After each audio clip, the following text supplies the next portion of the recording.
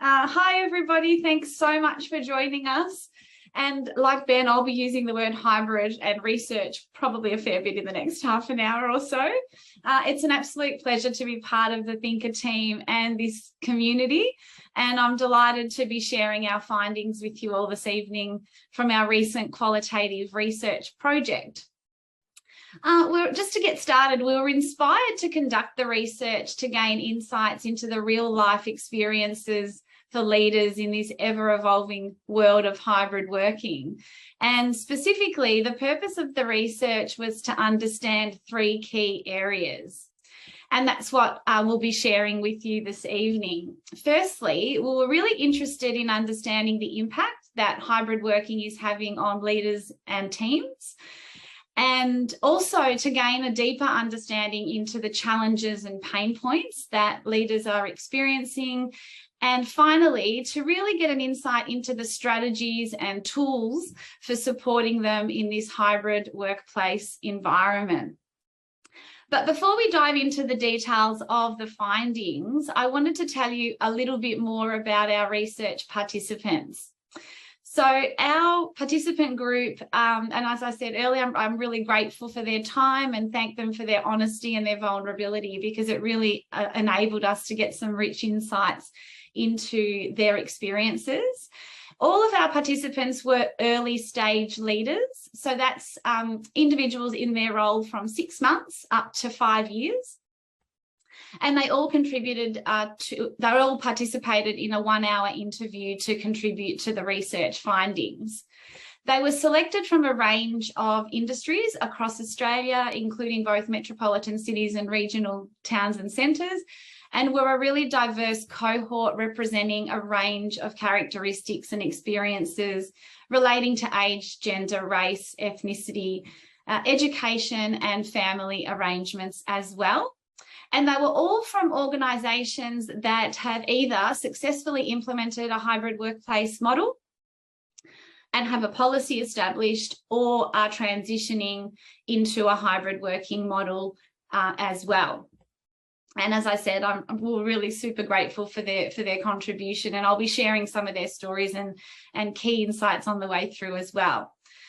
So we'll get started. In terms of the impact that the leaders described that hybrid working has had on their teams and businesses, there were three key themes that emerged out of the interviews.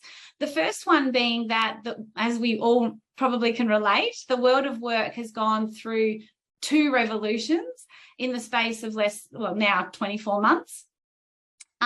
Firstly, there was that very unplanned, forced response to that fully remote working, largely brought on by the pandemic. And now there's been the evolution of that revolution underway as many organisations are adapting hybrid working strategies. The second main theme that emerged is that many said that there's no one size fits all, and while it's becoming the new normal, no one really knows what normal is. And many shared that hybrid work is definitely the future for their organisations, and actually failing to offer flexible work arrangements is becoming a risk, particularly around retaining talent and supporting employee engagement and overall well-being, which we'll expand on as well as we move through. And finally, this idea described by the majority of the participants as well was that as leaders, we really need to expand to support individual employees and get the most out of their day, as well as ensuring they stay connected to co-workers and the broader organisation. And so I'm sure many of you can relate to that impact. And if anything's kind of coming up for you now around a question around that, please do feel free to pop it into the Q&A for us to address as we move into that section a little bit later in the evening. Now what I'd like to do is take a deeper dive into the second main theme of the research, which was all around our common challenges and pain points. And so really interestingly, one of the key distinctions that did come out of the research very early on was this, there was quite a distinction between the types of challenges that leaders who have stepped into leadership in the last 6 to 12 months and those that were already leaders coming into the transition, so those with experience of over 2 years. And specifically, the key distinctions were around the types of strategies that they feel that they really need. And I'll expand on that more when we get into the strategies, but just really helpful to start to think in your own organizations, if you've got very early stage leaders that have transitioned in the last 2 years, the sorts of support that they'll be needing. So in terms of the common challenges, one of the most common reflections that we identified was this notion of balancing needs, meaning supporting people's individual needs and engaging the team as a whole, particularly around the fact that flexibility means different things to different people. And one of the main struggles leaders shared was this paradox or struggle between choice and coordination. Many of them described the hybrid working model being a 2-3 model with 2 days at home, 3 days in the office, or vice versa. But this inherent challenge around how do we actually support individuality and choice and coordination for the whole team at the same time. Another really common theme that leaders talked about was this notion of the loss of the corridor conversation or the water cooler conversation, specifically around the impact that that's had in how we build relationships and the social connections that get established and created through in between the work, I guess is one way of describing it. The other really interesting insight that came out of the loss of the corridor conversations was around the way we relate to each other and build relationships and learn from one another. So many of the leaders were sharing that it's harder to learn just via osmosis and how other people do their role and speak to other team members just through the space of being around each other. Communication was also a really common theme around challenge, particularly in the areas of there's a lot more communication in terms of emails and meetings and back-to-back meetings, but also finding the right ways to communicate with each team member and also engaging the team as a whole.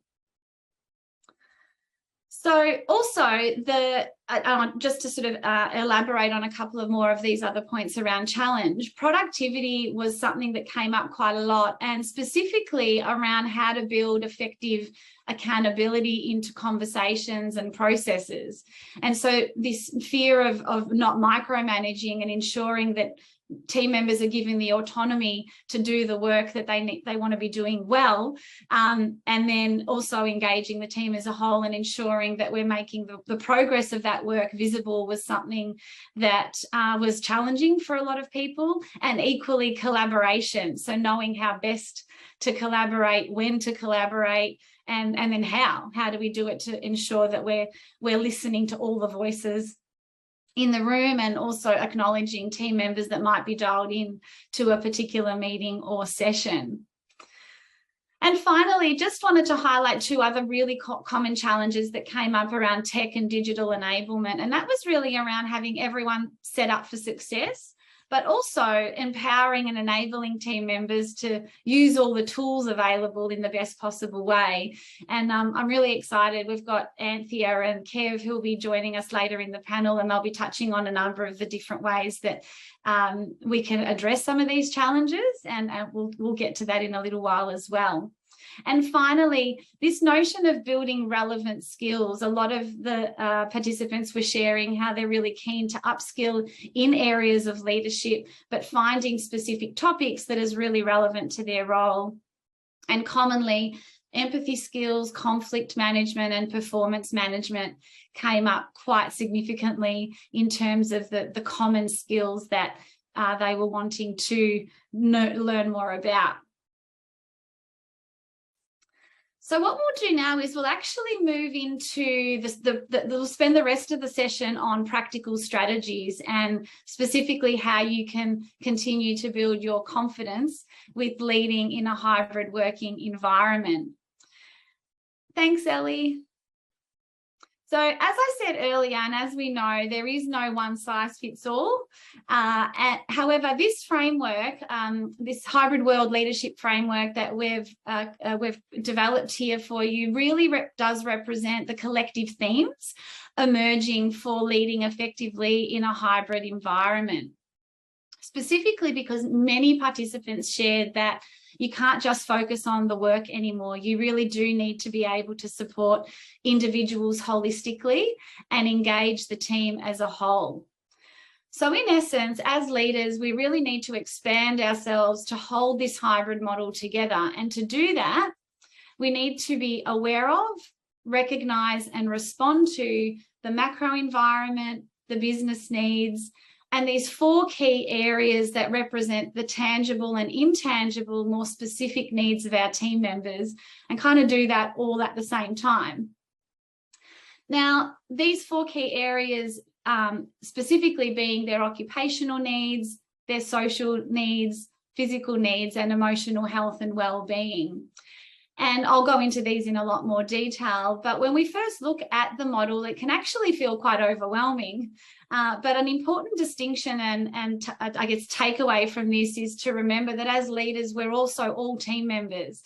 And collectively, we can share this mental model and thinking with our team members so that we're all aware of each other, able to recognize and respond to each other in these ways, so that collectively we hold the model together and together establish more effective ways of being effective in this hybrid working culture.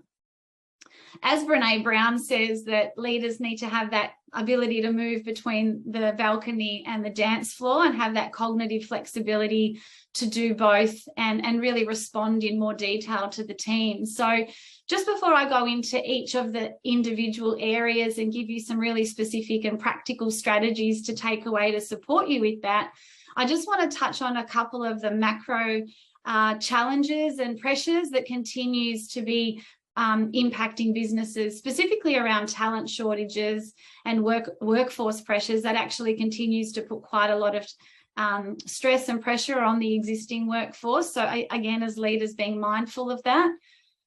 Also, in Australia, we're not necessarily experiencing the great resignation as such, but more the great re-evaluation, where people are looking for more purpose and greater job satisfaction, cultural alignment, better conditions, and as I said, flexibility. And all of these factors will continue to be influencing your team members as well. And finally, there is a shift and a move towards more socially conscious leadership, and people are looking for and wanting to align with organisations and leaders and teams that are aware of people, profit, and the planet. And that's a really important consideration as well. So as you look at this model, you're probably thinking to yourself, oh, wow, yeah, I'm definitely checking in on my team members and ensuring I'm communicating regularly and trying to find ways to socially connect and giving them the clarity around their role and their responsibilities. But we might have some digital processes or technical processes or tools that are not really keep building people's capability and efficiency. So what I'd like you to do now, and as you're thinking about these 4 areas, think about what's relevant to you. And I'm sure, of course, you're doing some things already, but Ellie will be popping into the chat a little self-assessment where you can give yourself a score out of 10 for each of these 4 areas. And as I work through and share with you some of these strategies, you'll be able to reflect on your own approaches to leadership and where you've got some opportunity to build your capability. All your responses will be anonymous, and we'll share the results at the end. Okay. So let's jump straight into some practical strategies for you. And as you'll see here, I've also included some of the insights as quotes from our participants and some of the insights that they shared as well around the specific particular part of the quadrant. So one of the very first things you can do from an occupational perspective is to really set some hybrid working guidelines. A lot of the participants shared how they need clarity around ways of working, processes, etiquette, communication, and expectations. And always remembering that hybrid working has to be productive and engaging. It can't just be a policy or a perk. It needs to be something that everybody's clear on and aligned to. And it's also really important to check in with your team and find periodic points where you can survey them and get their feedback and use data to inform some of the decisions that you're making around how your hybrid working model is continuing to be sustainable.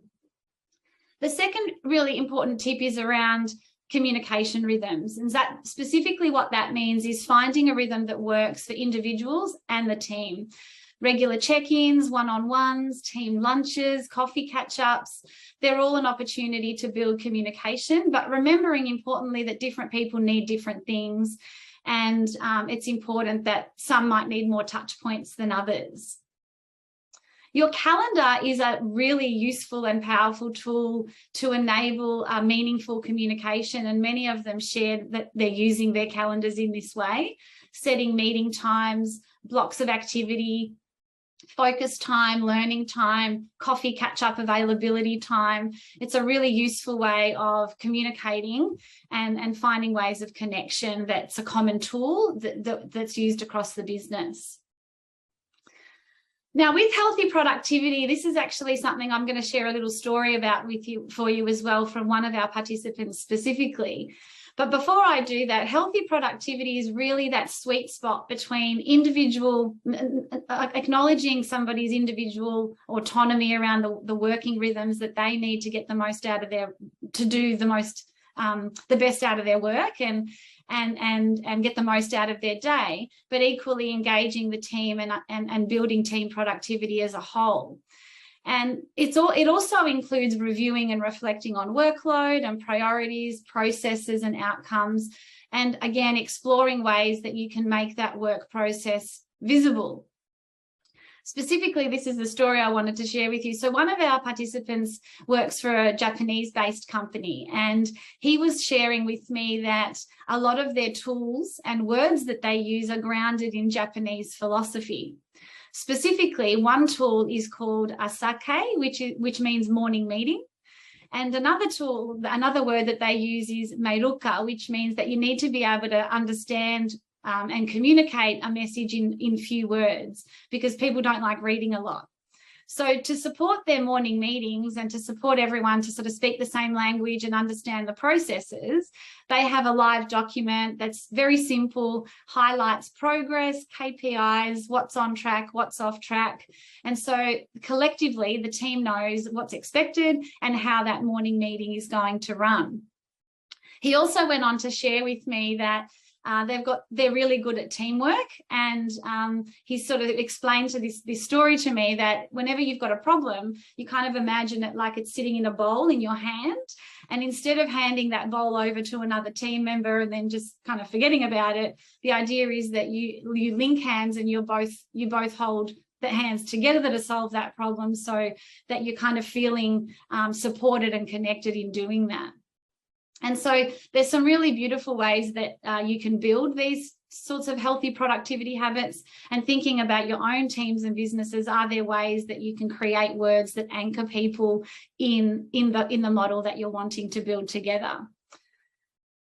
And just finally, from an occupational perspective, making learning a priority and building a relevant toolkit was really a big focus for a lot of the leaders, specifically around tools that they can access easily, that they can quickly find when they need them. They're all in one spot, and tools that help them at their point of need and at their point of care, really, to show that that's something that's important to them and their team. Things like checklists, meeting templates, conversation starters and coaching prompts were some of the common things that they all sort of talked about.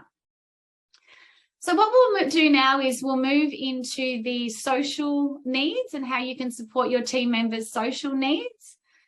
Thank you, Ellie. And again, just thinking about your own, what you're sort of able to do and where you sit on the little self-assessment with this as well. One of our participants shared that, and it's reflected in this quote here, that we aren't available to each other in the same way, so highlighting that corridor conversation. So building social connections and finding ways for team members to connect with each other in a way that feels comfortable to them.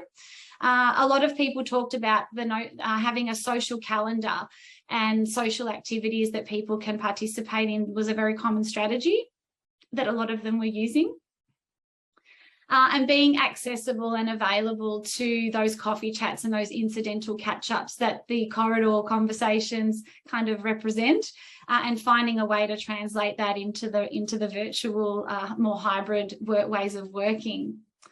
I want to spend a couple of moments now talking a little bit more about mentoring. Finding a mentor was something really common that came out in the responses around strategy and support. And this was that key distinction that was identified between very early stage leaders.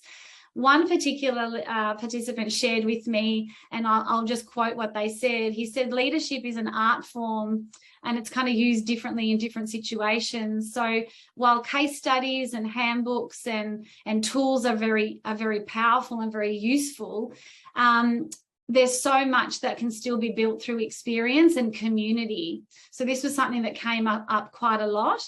And so this notion of having a mentor, finding someone to talk to and speak to about their experiences, and not so much to be given all the answers, but more about building experience through story, was something that was really common among the responses that people shared.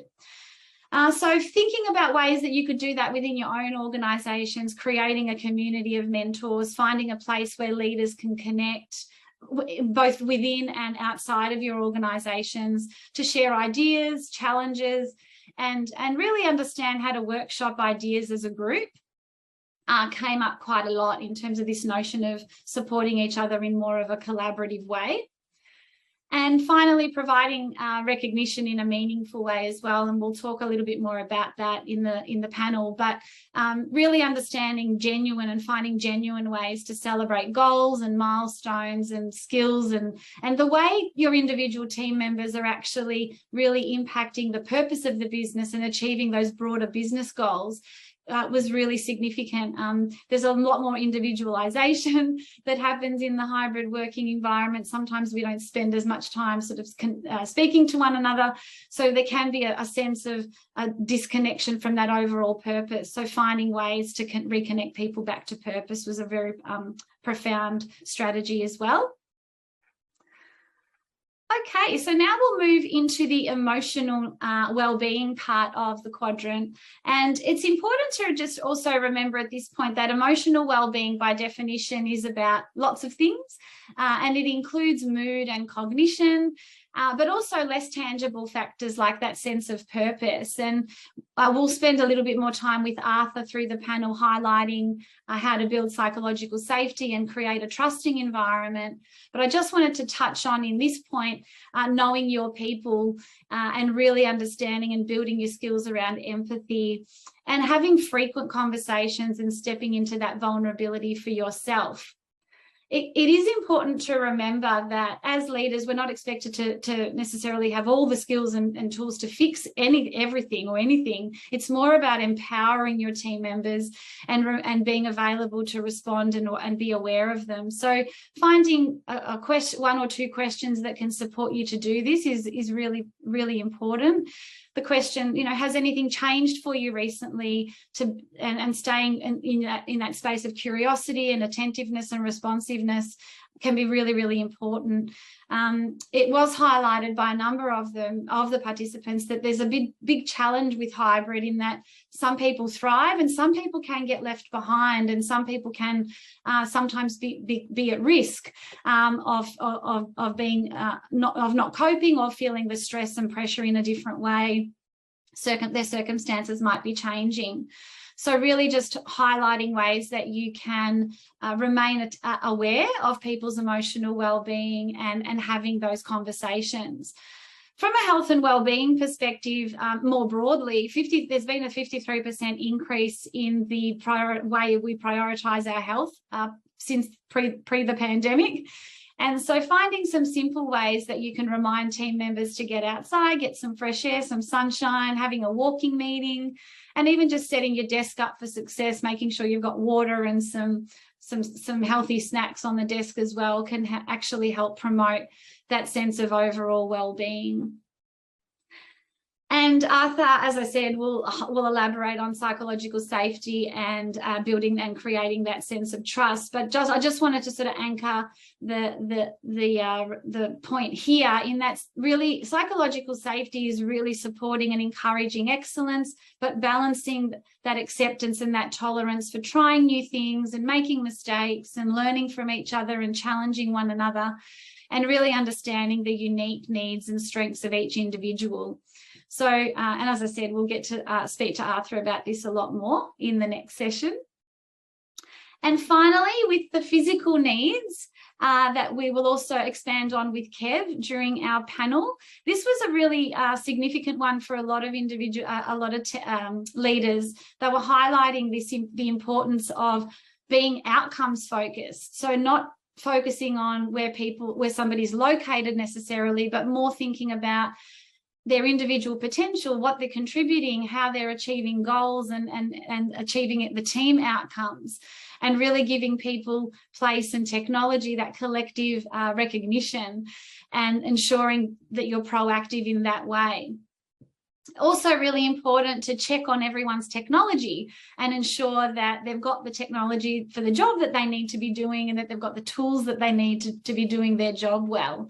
And that can affect productivity in so many different ways. Sometimes we can introduce points of friction to our team without actually meaning to. So as a leader, being really conscious of what people's roles require of them. I love that sort of when you're in back-to-back meetings and your battery's going flat, you can hear the fan running. So there's some little things that can show up every day that can be really challenging for people from a physical efficiency and productivity point of view. And again, Kev will definitely go into this in a lot more detail for us, but that consistent use of digital tools, aligning and encouraging that consistent use of the digital tools, and also supporting user-centric processes is really important and was very significant for many of the teams and the leaders that were sharing. One simple example is that as a leader, you might have different permissions to people in your team, and not even realize that there's some challenge around somebody using a particular program and they can't actually get into and do the work that they need to do because they haven't actually got the access to the resources that they need. And finally, modelling best practice. Best practice came up a lot in terms of in a hybrid working environment, and obviously this is evolving all the time. But a really important point and strategy to think about is to stay up to date. The research is continuing to expand and evolve all the time. And so there's lots of different ways that we can continue to stay current with building best practice with hybrid working. So I hope that was helpful in terms of some practical strategies and tips. Ellie, maybe you can share with us the results of the poll that have come through. Oh, lovely. Okay, let's have a look here. I'll just move this out of the way. So 7.6 occupational, social, emotional. Well, this is actually really wonderful because there's quite a lot of consistency around the occupational, emotional and physical needs, which is great. And social needs, understandably, it's one of those areas that continues to be challenging, but also really important to keep top of mind, and invite your team members to support you with the solutions around this as well, because quite often our team have some really useful insights and answers into the way they like to connect together, some bigger teams, some smaller teams, and it's really important to continue to foster that conversation and keep that conversation going. Thanks so much, Ali. Okay, well, that brings us to the end of our presentation.